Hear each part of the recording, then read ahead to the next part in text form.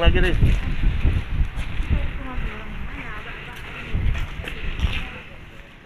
Saudara tim Kementerian Ketenagakerjaan Republik Indonesia mendatangi proyek PLTU 34 di Nagan Raya.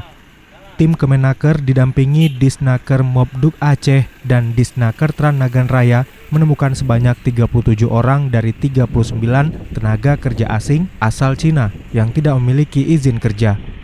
Tim akhirnya mengeluarkan paksa 37 TKA Cina yang baru tiba 3 pekan lalu dan selanjutnya dibawa ke Banda Aceh.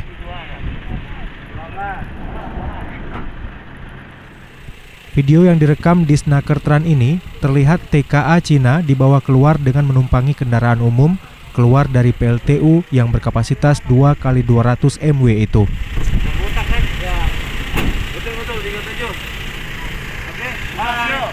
Oke. Thank you for cooperation. Oke. Bang Adi izin bisa jalan sampai ketemu. Pak Roni sampai ketemu di Kendari atau di Jakarta. Siap. Kadisnaker Trans Nagan Raya Rahmatullah mengaku TKA Cina yang dikeluarkan karena belum memiliki izin kerja.